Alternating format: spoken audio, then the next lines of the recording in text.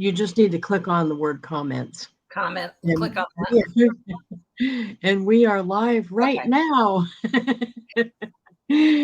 I am so glad that you agreed to come on. And I'll tell you right up front that one of my besties, he said to me, you got to dial back the fangirl thing. You got to scare her. Oh So, God, no! Nobody appreciates me. My children are oh, so well, proud of me. I appreciate Feel it. free to dial up any fangirl thing you want to do. What woman doesn't need validation? You've got a universe of women who do not Well, get. I'm taking this advice from a man. So that's the Of problem. course, men get validated by everything. There is not a woman in America who does not need more validation than she gets, in my humble opinion. Oh, that is so true. Yeah, why do I listen to him really? No, really. Really? His experience of life is entirely different from ours. Well, he's 10 years younger too, which is Yeah, I mean, yeah. come on, you know. Oh, yeah, I one of my friends, actually one of my good friends' husbands, and he's 10 years younger than her. So does that make her a junior cougar? I don't know. What does that? No, it's a sexist name. We don't Yeah, have a name for geezer men who men marry who women do it. young enough to be their daughters, do we? We Yeah, don't give them an really. animal name. Come on. Oh, I don't know. I've said a few animal names. Well, not in common usage, shall we say. Right. Yeah, most of them were like jackass. But ooh, that wasn't nice. Oh, that's sorry. Oops. What's okay. So anyway, why I was so excited you agreed to do this is for those of you who don't recognize Leslie Bennett's name, she wrote this awesome book that I talk about all the time, The Feminine Mistake. Um, and I think I was afraid to ask you if you would do it, but I was so hoping that you would, because for me, since I read your book, I thought those things, but your book But kind you of, thought you were the only one because yes, you didn't get that message from our culture. That's why yes, I wrote the book. right. Well, and then everybody around me was disagreeing with me, Of and course. Listen, right, and do you want me to tell you the story of why I wrote that and what happened? please, please, All right. So in the middle aughts, around about 2006 or 7, I spent 10 years at the New York Times as a reporter. And I had moved on to other news organizations by then. But the New York Times had invented this social trend called the opting out movement. They had a Sunday magazine cover story, and a young reporter interviewed 8 or so roommates of hers from Princeton. They were all in their late 30s, and they had all just quit their careers. They had left behind their Harvard law degrees and gone home to their McMansions to play Martha Stewart. Because the stress of the juggling act was so difficult, they couldn't possibly do that. And they were having a good time and going to Pilates classes.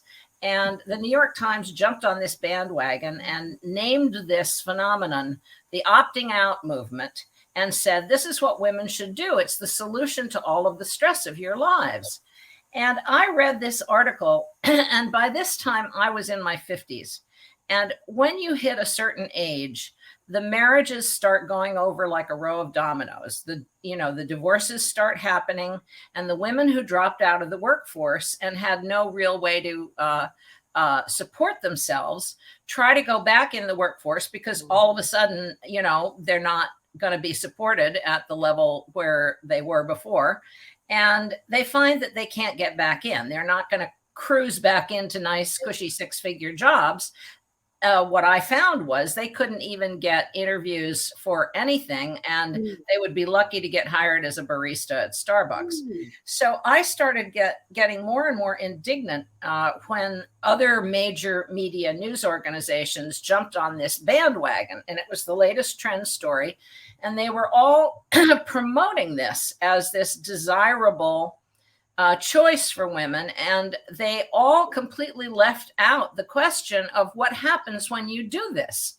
If you take a snapshot of a woman's life at 37, and her marriage is intact and her husband is healthy and he has a good job and she has 2 little kids, it can look, easier to do that than to be a working mother.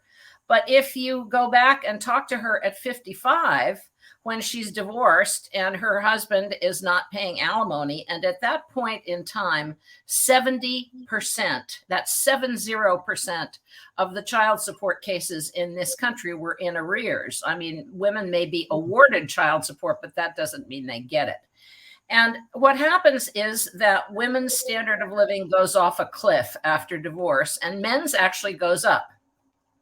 So what I was seeing in my reporting traveling around the country was, countless women who were suddenly broke and desperate and realized that their futures were extremely bleak and that nothing in their lives or their education or their cultural education had prepared them for this.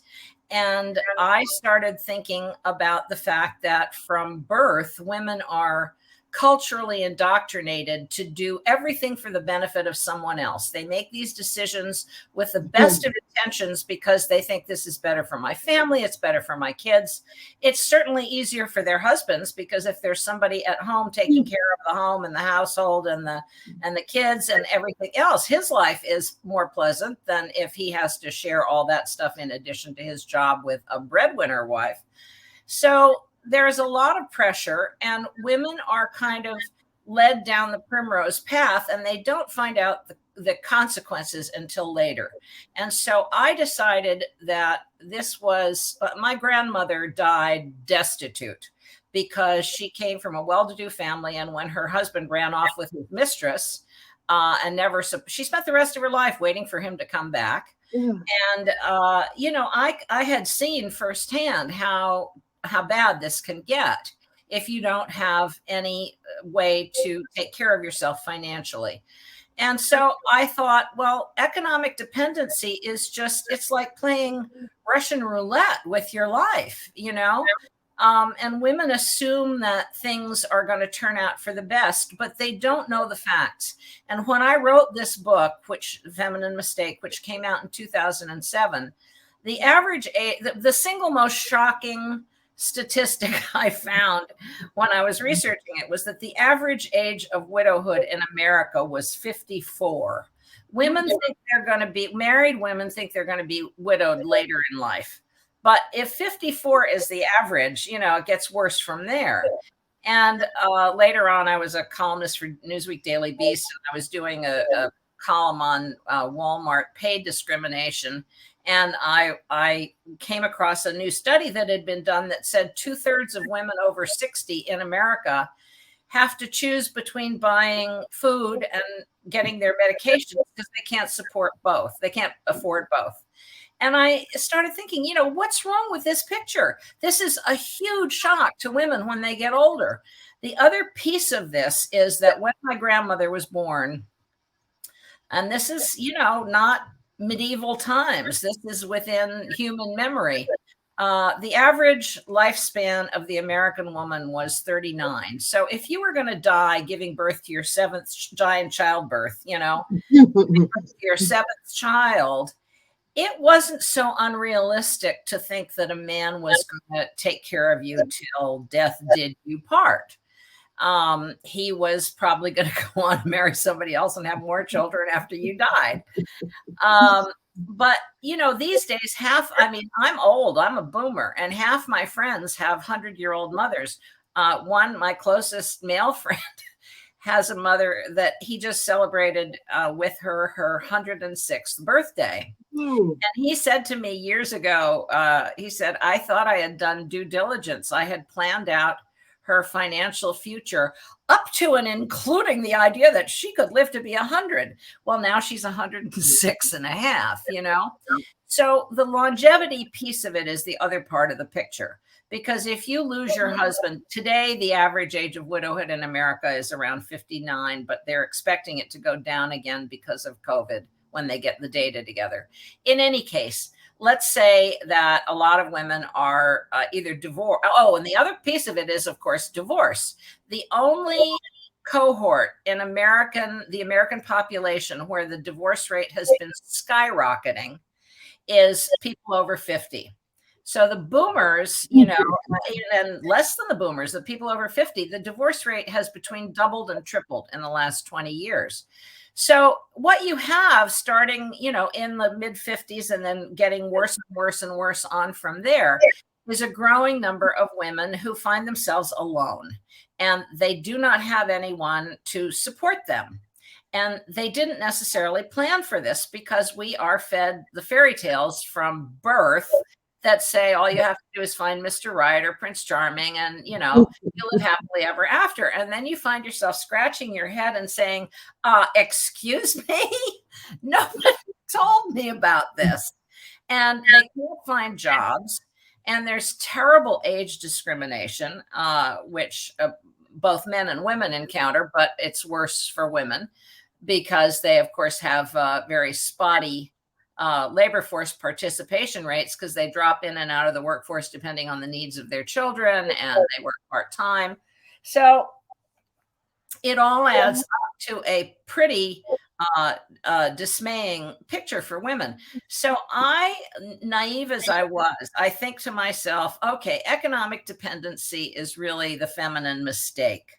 That was a play on the original book that launched the women's movement, The Feminine Mystique. But I was thinking mostly about women's survival. Can you buy groceries for your children? Not to mention yourself. So I wrote this book called The Feminine Mistake, which I kind of naively conceptualized as a public service. I was just going to give the other part of the facts, like what actually happens when women, find themselves once again having to take responsibility for their own lives.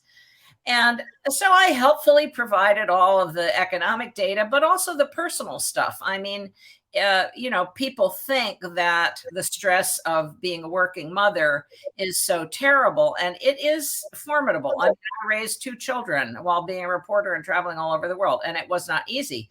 But it doesn't last forever because your children do grow up. And then they leave home and you have an empty nest. And if you have nothing else to do with your life can feel pretty empty.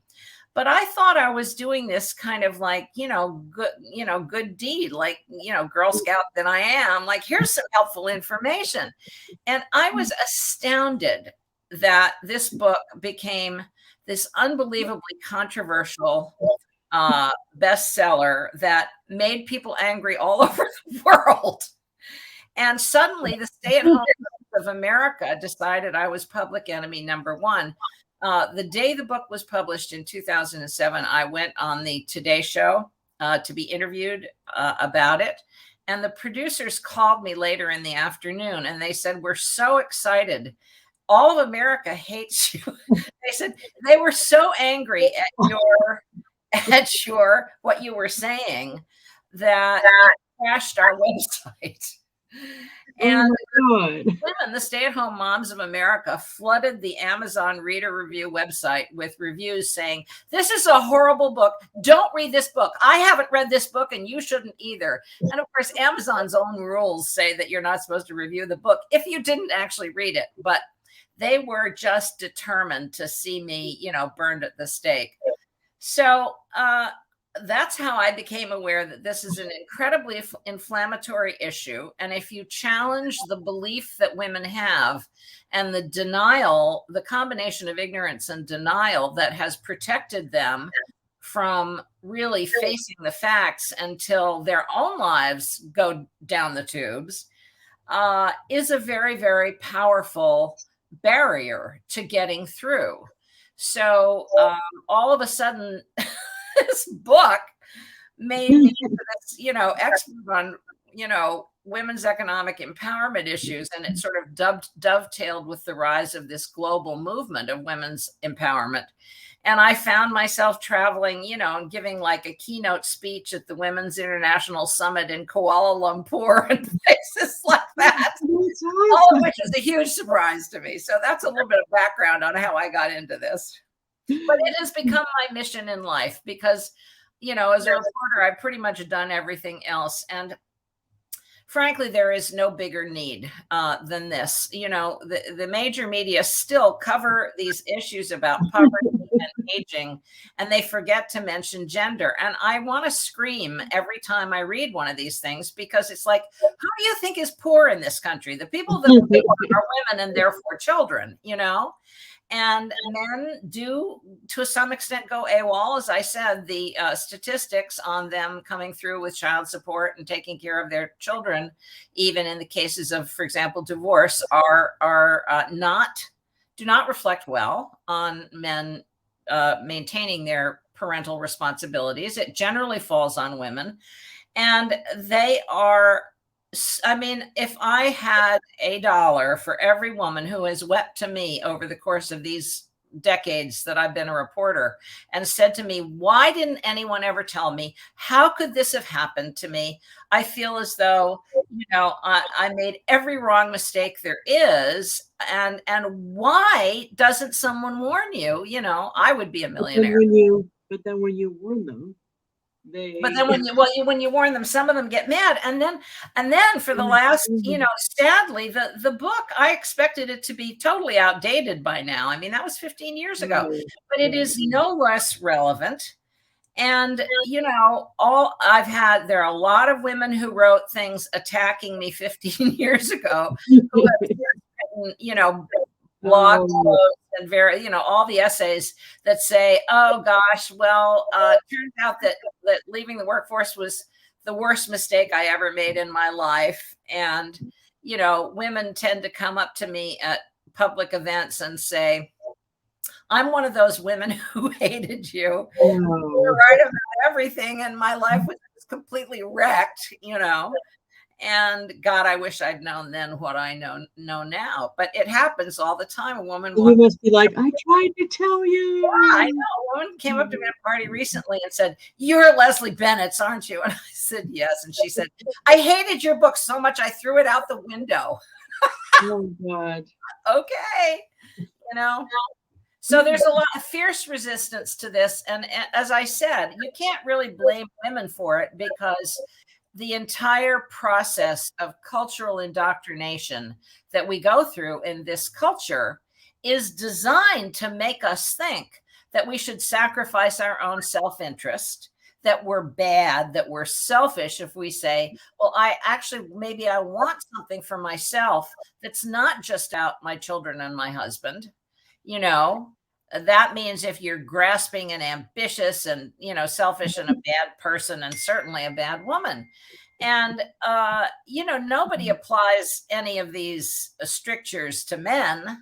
Nobody says you can't go to law school and fulfill your dreams or become a doctor or, become an astronaut or whatever.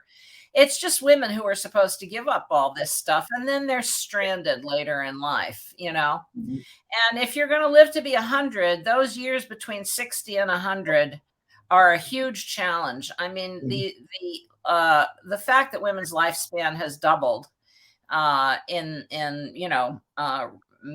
living memory offers a tremendous number of challenges that our society has not met, because our social safety net is in no way adequate to support either parenting or aging. The entire labor force was designed during, it's an outgrowth of the Industrial Revolution, where men went to work and women stayed home. But women aren't staying home anymore because, for one thing, because they can't afford to. I mean, more than 40% of the households in America, women are the major breadwinners, it's pretty tough if you can only earn minimum wage, which has not budged in many years in any meaningful way, and is not adequate to, even before the kind of inflation that we're seeing because of the pandemic. So, what? My mission is trying to, I feel like Paul Revere, raise the alarm, ring the bells, and say, listen, just look at the facts and look at your, what you can expect from your life. I mean, all of my relatives in their mid-90s. So I have worried for a long time about my financial future, because it's pretty hard. to save enough. I mean, and Americans do a terrible job of saving for retirement. Both men and women do a terrible job, but it's women who end up alone, you know? I mean, the vast majority of men die with a wife taking care of them, and the vast majority of women do not have a partner when they die. So they're facing all of this alone. And I just feel as though, forewarned is forearmed. You can make better planning decisions if you actually have a realistic idea of what the challenges are going to be. Now, you know how this has come to play for me? I've actually been in direct sales since I was 18. So I didn't take a regular career. I'm an Avon lady. But I built a team and I do this full time. And I'm stunned by the number of women who do not take it serious as a business because they don't need to. Right. Right. When they have the perfect thing because it's flexible. Right. I'm here every day for the bus. I can do Let whatever I me want. ask you this. If you Yes. ask them, why do they assume that because they don't need to now, that will continue to be the case? Like, have they ever heard of the concept, like the basic concept, like winter comes, it goes Well, up, see, I must go get down, accused of economic man cycle. bashing. I get accused of man bashing. And I said, take the whole whether a man's good or bad. Let's assume you have the awesomest man ever, ever, ever, super ever. It doesn't matter. You should be It self. does not matter. No, and if you and they said, well, I can't do anything because I have that because you have children, you should be doing even more due diligence because Well, if yeah, you all because of a you're sudden going to get need to stuck, hear. yeah. I have interviewed several. I think we're in the same, yeah, we're in the same. I mean, I've interviewed women whose husbands have been struck by lightning. I Yes. interviewed a woman whose husband was decapitated by a helicopter blade. Oh And God. this, we're not even, I mean, the normal things, cancer, heart attacks, all of those Right. things. So it And has so nothing to do with even man if he's the bashing. nicest guy in the world, he's not necessarily always going to be there. Yes. And,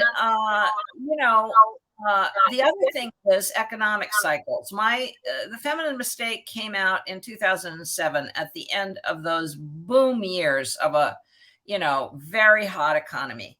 And then in 2008, there was the crash. And then there was years of recession.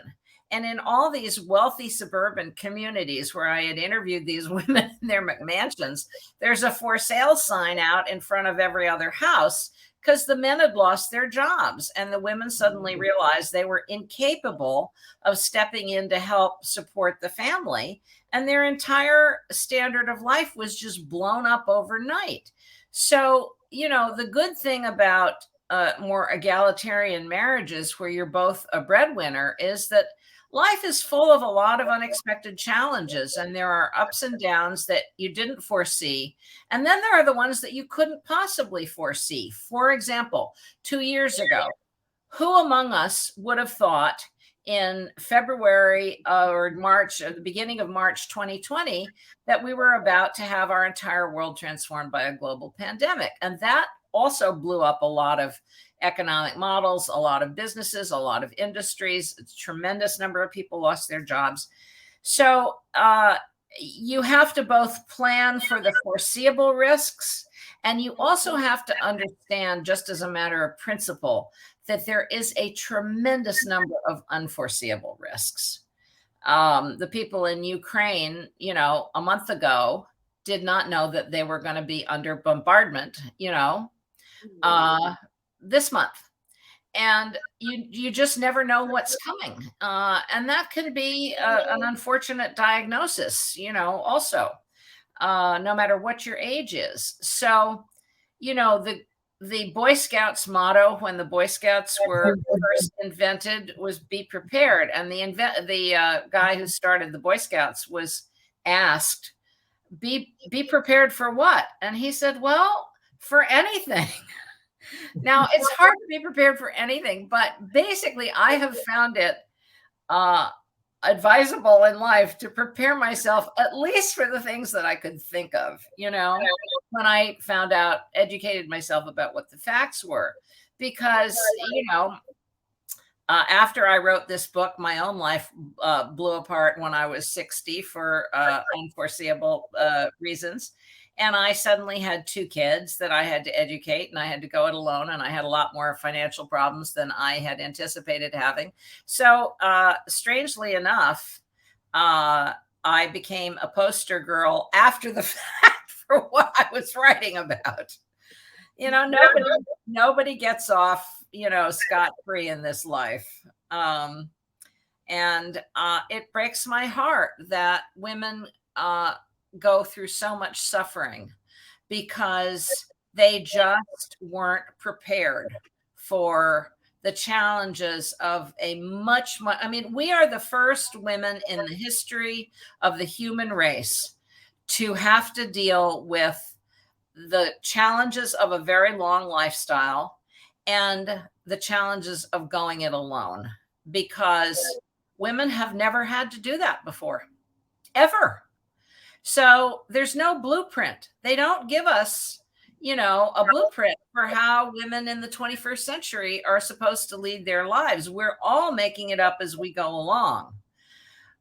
But certainly if you have kids, and I have 2, that's a big responsibility to take care of them, at least until, they're prepared to enter the workforce. And, I keep meaning to get one of those, those t-shirts that says, live long enough to be a burden to your kids.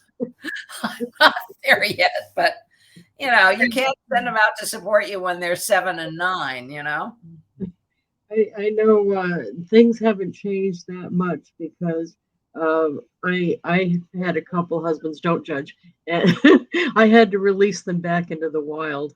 And, Can I steal that line? Oh, I take personal responsibility for the last one because I knew he wanted to be Mr. Grizzly Adams and live off the grid. And I never wanted that. I guess I must have not communicated that. I always wanted to sit in the front of the plane in the back of the car. That was me, right? And I never wanted to be Mrs. Grizzly Adams. He's always wanted to like kill his food before he eats it. Oh And gosh. I needed to release him back Listen, into the I wild. was willing to go and rough it, with the best of them when I was young. But at this age, I'll tell you, heat, hot water, and a roof over my head, definitely prerequisites for my When I divorced him, I actually had someone in town. Of course, I live in rural New Hampshire, so it's kind of like Alaska here. Everybody's got big beards and they shave twice a year. Yeah.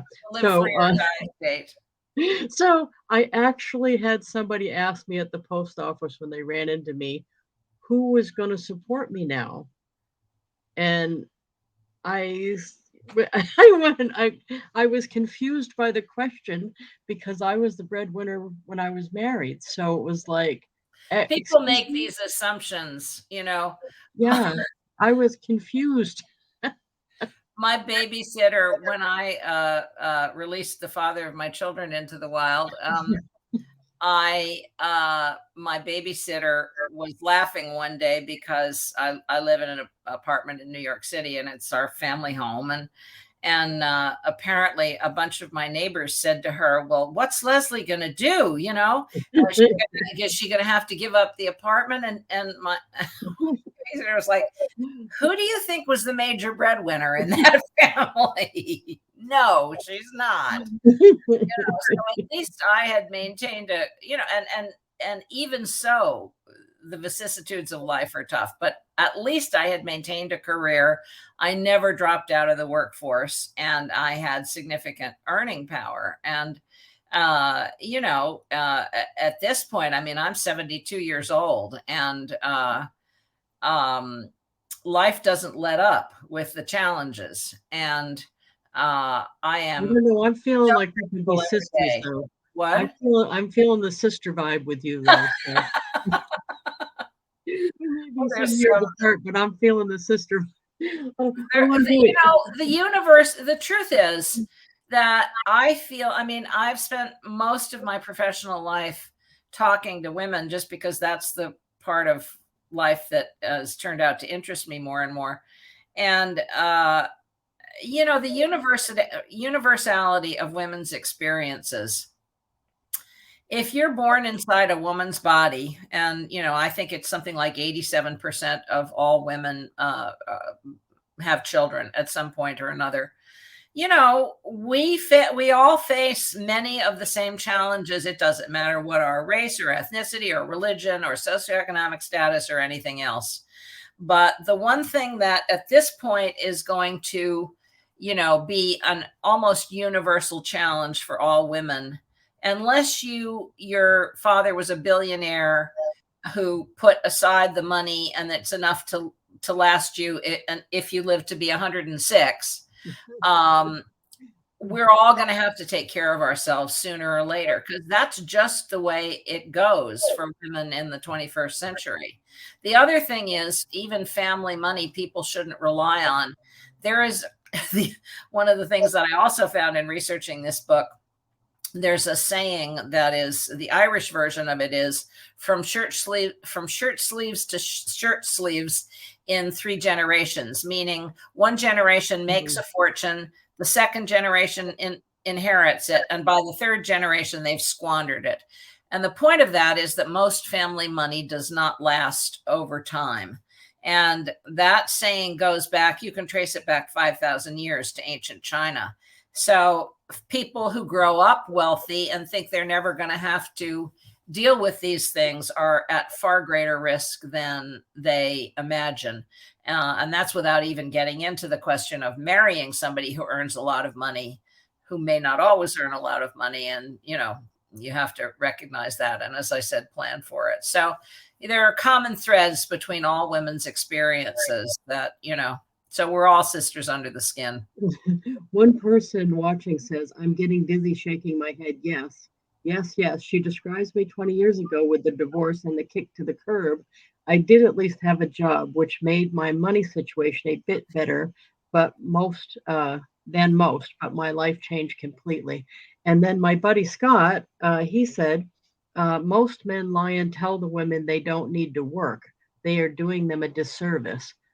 And Well, so it's entirely selfish on their part, frankly. When you say to a woman you don't need to work, that means I'll support you. But what it really means is I'll support you as long as it suits my interests. So 30 years into the marriage, when he's, 57 and falls in love with somebody half his age and leaves, and it doesn't suit him anymore. I mean, I've had hundreds of women say to me, just they're incredulous because the sweet husband they thought they could count on turned around one day and said, I've supported you for 20 years or 30 years. I'm tired of it. You do it now. You've had a free ride all these years. And, one of the consequences of, the equality revolution in the law is that if you got divorced in the 70s, a judge was likely to view you as what they used to call a displaced homemaker and say, well, she can't earn a living, so we have to give her alimony until death. These days, you're lucky if a judge says, we'll give you alimony for, 2 years till you get back on your feet, and then you're on your own. And you will be awarded child support, probably if you have kids. It'll be a lot less than you need to support yourself, and you might not get it. But even that is time limited. I mean, there's a woman that I profiled in The Feminine Mistake who got divorced in her late 40s, and she thought she was rich because her husband was earning a couple $1 million a year, and she got a good divorce settlement. But it was only for 11 years because her youngest kid was, I guess, 7, and it was, lasted till he was 18. So by the time she was 60, all of a sudden the money dried up. And, it took her until then to look around and say, oh gosh, my mother lived to be 95. What am I going to do now? And that's even, assuming you have a husband with goodwill, he could have died by then. So, a lot of it is a matter of understanding the numbers and just doing the basic math. This is like third grade arithmetic. And I am as math phobic as any girly girl. I am, I haven't balanced my checkbook since 1967, but I'm very careful and I don't bounce checks. want people to know that I'm not some, person. I am, as you know, but your listeners don't. I had a tech crisis before we went on the air here, and I had to call my son weeping and have him talk me through how to fix it so I could talk to you on this, modality that I don't understand. So I'm really bad at this stuff, but I promise that none of this involves more than knowing the basic facts and doing like third grade arithmetic. Well, and for I don't know about you, but to me it feels like I'm watching a car wreck in slow motion. Yes, in slow And I'm motion. just, I have used yes, that analogy and I'm just standing there going, "Hey, it's so you're wrecking, frustrating, you're isn't gonna it? wreck." And right, and Doesn't the it just make women, you crazy with frustration? it does. And you know what? Now that I'm older, more women, it's that their spouse is dying, and they're in my business. I mean, in this business, they can earn. It's unlimited. You don't have a salary. No one's deciding. You get to decide by what you Right. do when you're in sales, right?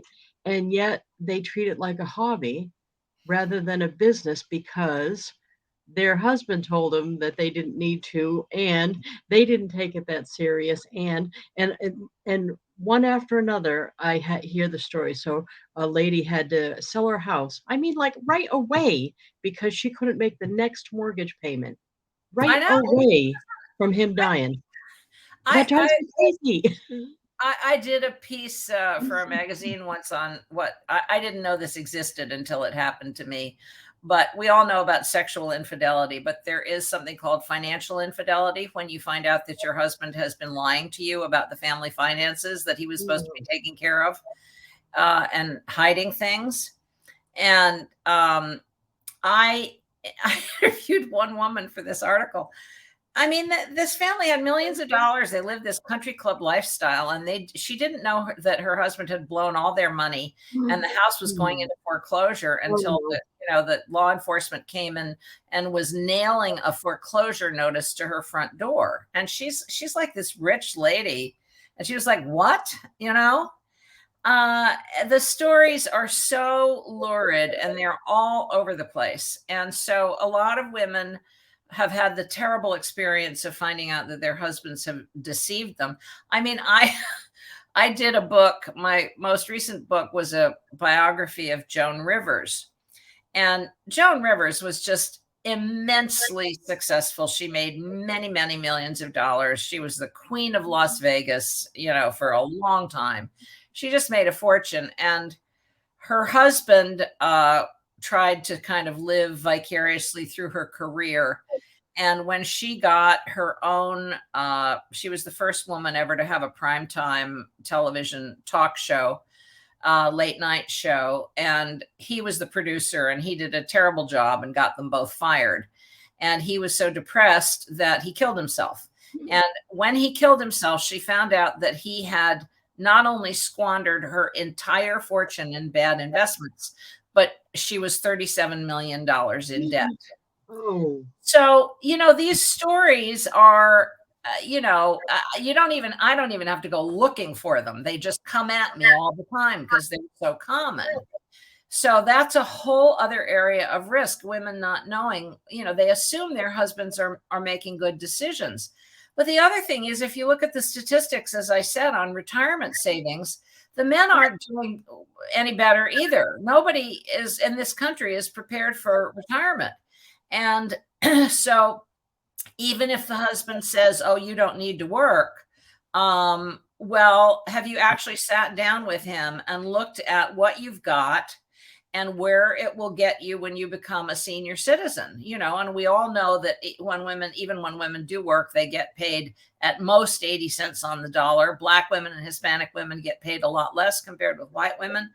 And so the pay discrimination on the basis of sex is just terrible. And so there are all of these risk factors that add up for women. But this state of affairs suits men just fine. Because if you're a man and you have a non-working wife, she's taking care of the house and all of the domestic labor and all of the child care. And, she is making a nice dinner for you every night, and your life is pleasanter. You don't have to do all those dumb errands that eat up women's lives. So of course they say you don't have to work because, they can, go play golf on Saturdays instead of going and doing, spending their day doing grocery shopping and errands. Now, I do want to say I watched your Google Talks, and near the end, there was a young 20-something-year-old girl that come up and attempted to give you crap about the fact that she was poor, probably. And many of the people that listen to this, we're more of the Walmart crowd, not the country club crowd. Right. Okay. Well, I like to emphasize the country club Yes. ladies because they live in this huge bubble of denial. Well, But in the feminine, I was very yeah. angry. People always think that, and it makes me think they actually didn't read the book, because if they just read the first 20 pages, they decide that I'm, somebody who's just only talking to fancy people. And, it's Well, like, right. did you read the profile of the woman who worked for McDonald's? Did you read the profile of the woman who, was on food stamps and worked for Walmart? I mean, I cover the whole spectrum, and these problems exist at every level. And I remember interviewing one woman who, she just said to me, I quit my job. I actually had a good job, but I just figured women shouldn't have to work. And I like staying home. And I think she told me she liked crocheting and making jam. Anyway, her children, it had plunged the family close to the poverty line, and her kids had to drop out of all these after school activities because the family could not afford the sports equipment for the kids on the sports teams and the ballet thing for the girl who wanted to take ballet. And they weren't going to be able to educate them, further after public school. And she was just like, well, this is, like the birthright of being a female. And, she was just saying, I should be able to stay home. I shouldn't have to work because I'm female. And that was more important to her than lifting her family out of poverty. So the gender conditioning, the sex role stereotyping is very, very powerful. But the Wall Street Journal, when my book came out and this whole thing became a sort of a controversial topic, they did an analysis of the women who were doing the opting out of the workforce thing. And they actually said in this, I think it was a front page article, it was believed that this was just a phenomenon that affected the socioeconomic elite, the people at the higher end of the income spectrum, but it is at all levels socioeconomically of American society. So this is not really, about money. It doesn't matter if you were a country club lady, if your income suddenly goes to zero, you're going to have just as much trouble buying groceries for your kids as somebody who was working a minimum wage job. Yeah, I spent 20 years in a single wide trailer in a trailer park, and there's nothing wrong with that. But I didn't grow up thinking, oh, I hope I get to live in a trailer park. And I'll tell you the thing, though, that I think many women aren't considering, not just the personal responsibility and being able to pay your own way in the world. But I'll tell you, I go outside at my house. I have a big ass house because that's what I wanted. I go outside on my lawn, the farthest area back, and look back at my house, and I beat my chest and say, I earned this, right? I earned that. I built that. I did that. And I think there's no feeling like that. I don't even want to win the lottery. I don't want to inherit money because earning my money feels so good. I just want the money that I earned. Well, you know what it does, and there's a lot of social science research that backs this up. I think most people view this as an economic issue, which of course it is. But then there's also the question of women's emotional, mental health, and physical health. And one of the surprising things about the research is that working women are happier and healthier, and by that I mean medically healthier, than stay-at-home mothers. I mean, when the original book, The Feminine Mystique, came out in 1963, that Betty Friedan wrote and launched the modern women's movement, she had noticed what she called the problem that had no name, which was all these housewives. And that was the era when I was growing up. And those women were so depressed, and they were getting addicted to diet pills, and they were secret drinkers.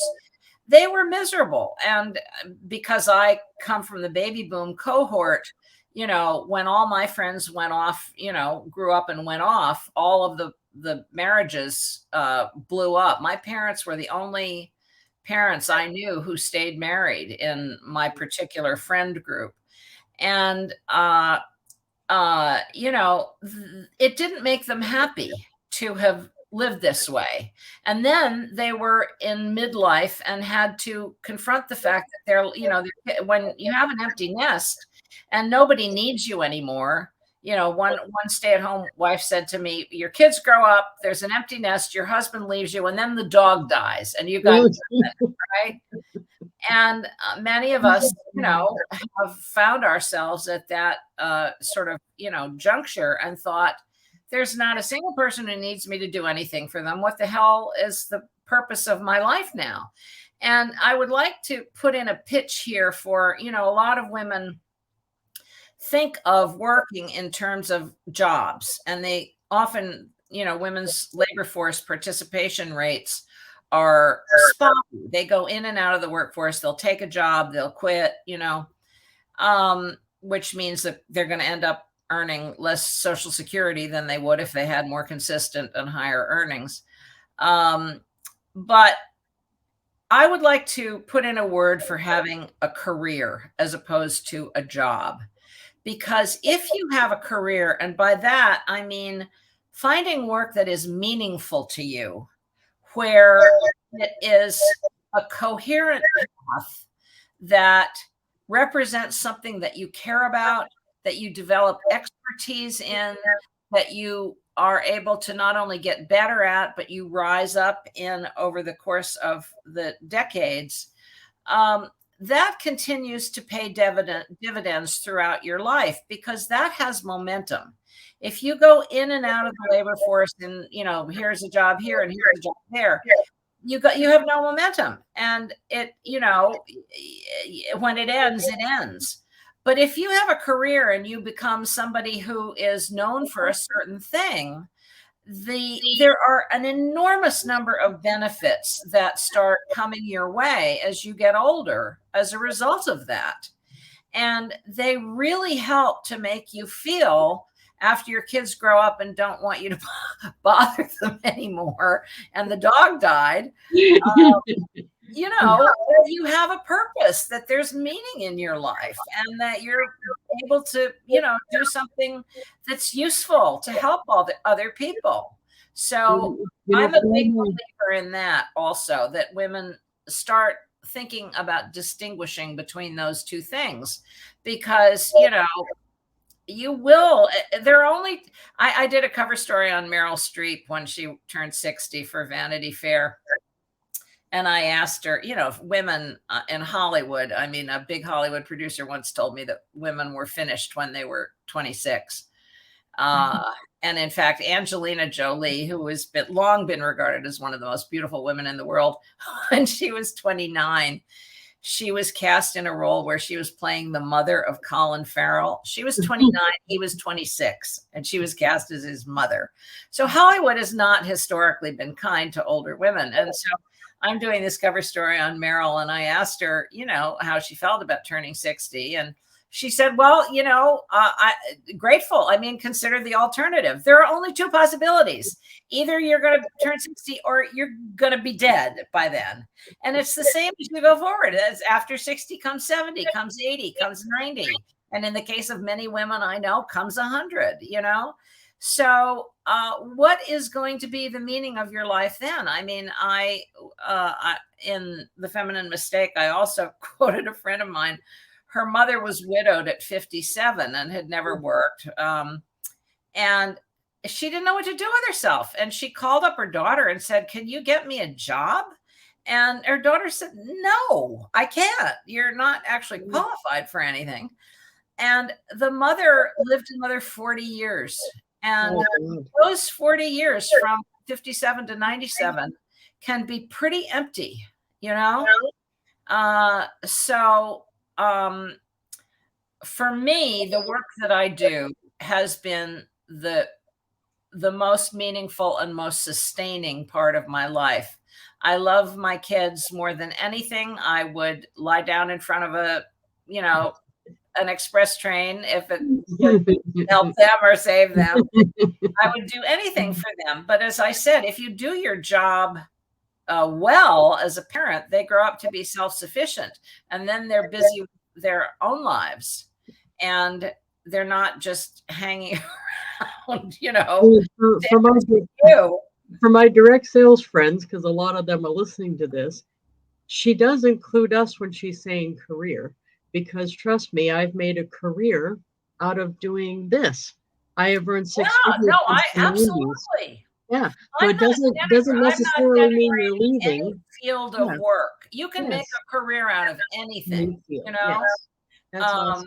and it's really not a matter of any of our egregious sexist stereotypes about our entire culture trivializes and demeans anything that has to do with women.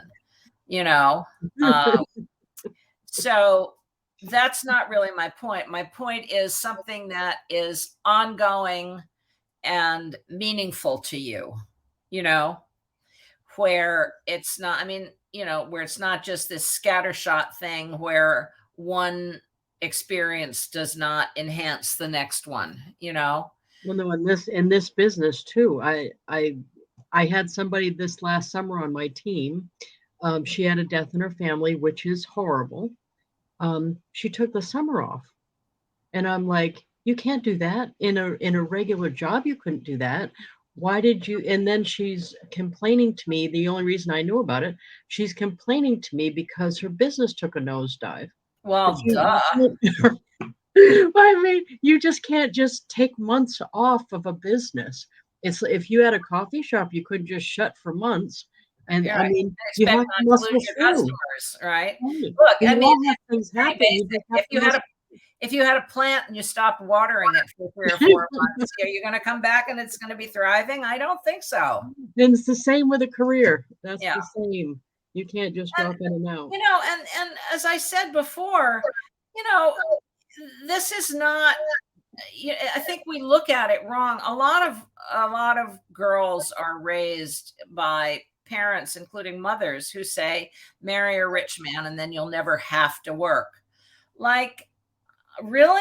Is doing laundry so much greater than, a thing to devote your life to, and then, meaningful work? I mean, I have not found it so. I've done my share of both. And, work hopefully sort of puts you in touch with the world. It can be extremely isolating to be a stay-at-home mother, and they have very high rates of depression and higher and higher rates of substance abuse. And in the 1960s, it might have been diet pills, but in recent years, there's been all this, the cultural trope is, wine moms. They're drinking wine all afternoon while they're, having play dates with their kids. And an awful lot of women have ended up developing serious drinking problems and writing about alcoholism. It's very hard to be a stay-at-home mom. It is an extremely hard job. I'm not for a minute underestimating or underrating or undervaluing that. It's critical. And our society has not figured out how to take care of women who do that. And it's doing a terrible job. My only point is recognize that this is the reality and plan accordingly, until our society figures out how to reward women for the unpaid labor they perform for everybody else's benefit. It kills me to read these articles about, the entire Western industrialized world is freaking out because birth rates are plummeting. Women are voting with their feet. And increasingly in all these countries, including really patriarchal cultures like Japan, they're freaking out because women are saying, well, maybe I don't want to have kids because then I'll just have to do drudge work and the man will take me for granted and I have to take care of my in-laws because there's a whole thing of taking care of your elders in a lot of Asian cultures. In our country, we just, leave them to their own devices, and it's pretty brutal.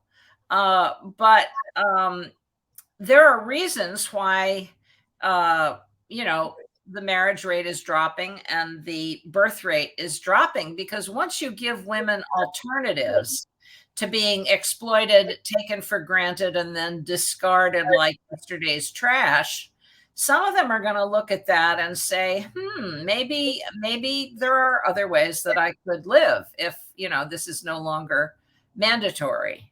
And so that also is going to create a problem for all of our Western societies, because if you start, have the birth rate falls below the replacement level and you have fewer and fewer young people and a growing number of old people, your tax base isn't big enough to support the care of all those old people. So my solution for that is that we should, You mean the Social Security policy?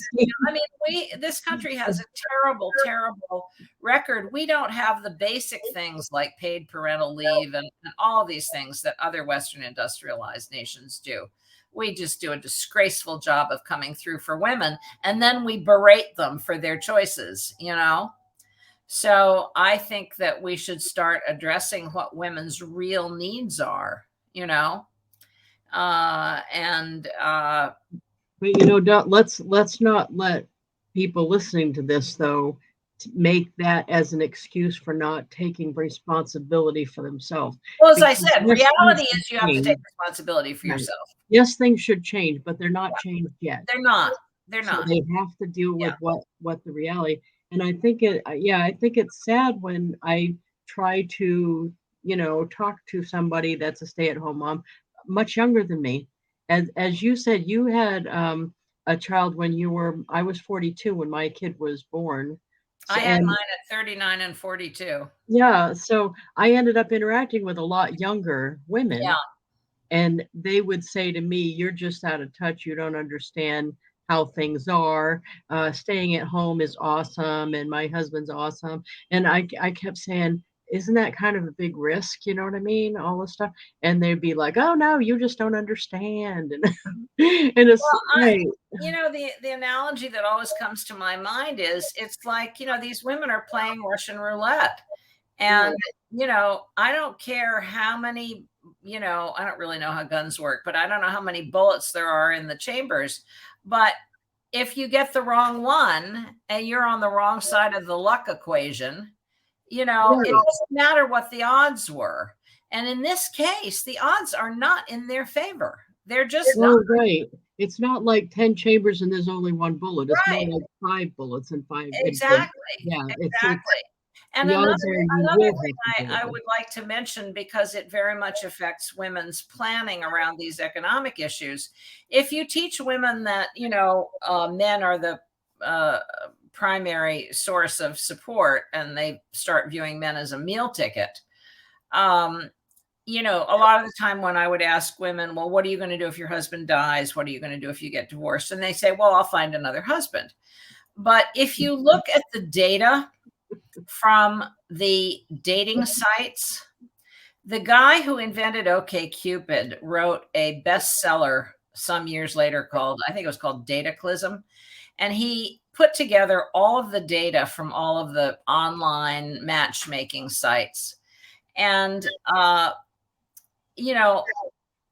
what happens if you're a 60-year-old woman who gets divorced? A 60-year-old man has his choice of women, and he thinks he's dating somebody who's age appropriate if she's 38 instead of 28, right?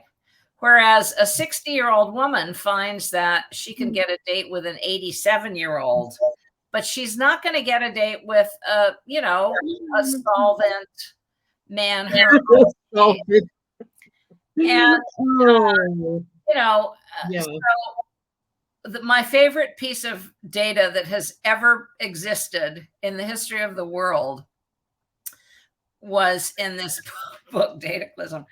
If you track on a graph who men and women are most attracted to, if you plot the ages of women from the age of 20 up until they're really old, as a woman's age goes up, the age of a man that she's attracted to goes up in tandem with her own age. So a 45-year-old woman is attracted to men who are within a year or two of their own age. A 60-year-old woman, same thing.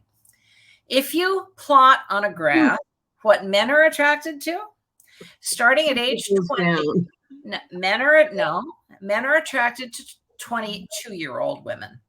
And that, put a pin in it, because that stays the same when they're 30, 40, 50, 60, 70, until death. Men still think they deserve a 22-year-old hot babe. Wow. And the other thing is that these days, given the explosion of the sex industry, sex buying industry, men have a lot of ways of dealing with these things. I had a business lunch a couple of days ago with a prominent man who is in his mid-80s. And I first met him years ago when I wrote about him and his work, which is important. And I don't know this man personally. I only know him professionally, but we sit down to lunch, and I think he's 86. And he pulls out his phone and he said, I've discovered this terrific thing. It's called seekingarrangements.com. And it's basically online prostitution. You know, it's sex work. And these girls, these young women, have sex. He said, I have sex with women. It's terrific. And I don't have any responsibility for them, and I never have to see them again. And he's sharing this with you? He's saying this to me like I'm a business acquaintance. He's showing me on his phone these beautiful women. They're not half his age. They're not a third his age. They are a quarter his age. These women were like 21, and he's 86. So he's happy as a clam. He said, oh, this is the greatest thing. And by the way, he is also married. The greatest thing that ever happened as far as he's concerned. You know, so I look at these facts. This is what I would do to his wiener. Well, you know. Sorry, if I was his wife. I just kept my mouth shut. But I thought to myself, men come up with so many ways to get their needs satisfied. And yet we still keep telling women a pack of lies, which is that you still live in a world where you can count on a man to take care of you. This has actually never been true if you look at history, but it is especially not true now for all of these other reasons having to do with longevity and changing cultures and, you know, all of the rest of it. It's now really dire. So people looking at this, don't look at this as man bashing. Look at this as self-preservation. It's entirely about how can I take care of myself? Look at it as self-care. Look at it as, I mean, wellness is a big industry. You know, you can't take care of yourself properly unless you can take care of yourself on the most literal level. And, you know, again, when you were talking before about feeling good when you look at your house, I mean, if you are able to earn your own money and take care of yourself and your children, if you still have minor children, there is the most incredible peace of mind that comes with that. And it's very different from living with the anxiety and the fear of not knowing if you're going to be able to take care of them.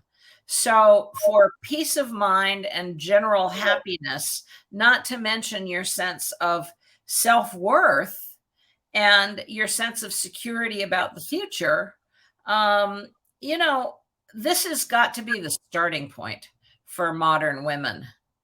And anyone who has not gotten the memo really, really needs to open their eyes, because, you know, there's an old saying, you know, you're entitled to your own opinions, but you don't get to have your own facts. You know, the facts of things like mortality and longevity and, you know, what it costs to live, don't care what you think, you know, life's challenges are going to come along whether you thought they would or not, or whether you thought you lived in some uniquely protected little bubble where you were never going to have to worry about this stuff. You know, we're Well, all human. We're all facing the same challenges. we've already been an hour. I'm so thankful that you decided to come on. Everybody, please go get this book and read it and take Well, it to court, please. you know, that would be nice. But the main thing I would like to say is, you know, think about your life and your own welfare and sit down and have, you know, take a long, hard look at the actual facts of life. I mean, literally the facts of life. Because, as I said, forewarned is forearmed. And you don't want to end up, you know, my age. When that book first came out, I would give speeches and all of these women would cluster around after I finished my talk. And then they would lean over and whisper in my ear. And I remember one of them leaned over and said to me, I'm 72. I'm destitute. Nobody will hire me. And I don't know what I am going to do. And I have a friend who her kids are grown up and she and her husband just moved into Manhattan from the suburbs, and they moved to the Upper East Side, which is a pretty wealthy neighborhood as New York neighborhoods go.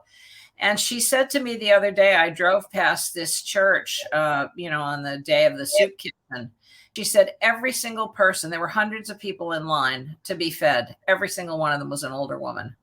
And I said, well, that's poverty in America for you, in one of the most expensive neighborhoods in the city, where there's all this billionaires' money sloshing around, but the people who are poor are older women. So better not to be one of them. So that's my message.